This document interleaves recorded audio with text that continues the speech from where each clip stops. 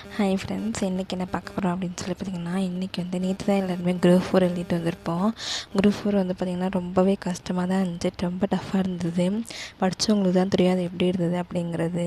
நிறைய பேர் படிக்காமல் ஒரு கொஷின் 2 கொஷின் மட்டும் அப்படியே அட்டென்ட் பண்ணிவிட்டு ஈஸியாக இருந்துச்சு அப்படின்ற வே கொடுத்துருந்தாங்க. ஆனால் அது உண்மையிலே எவ்வளோ டஃப்புங்கிறது படித்தவங்களுக்கு மட்டும்தான் தெரியும்.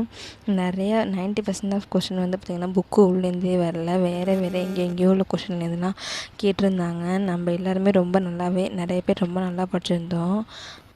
சொல்லப்போனால் நெக்ஸ்ட்டு குரூப் 2க்கு படிக்கலாமா என்னம்மா அப்படிங்கிறதே ஒரு மிகப்பெரிய கேள்வியாக இருக்குது.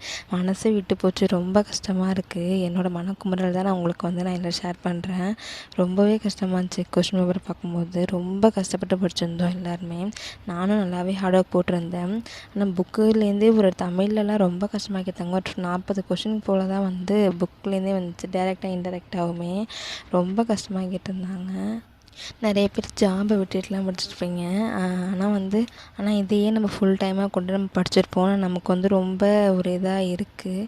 என்ன பண்ணுறதுனே தெரியல நெக்ஸ்ட்டு. சரி, ஓகே, பாய். நெக்ஸ்ட் வீடியோவில் பார்க்கலாம்.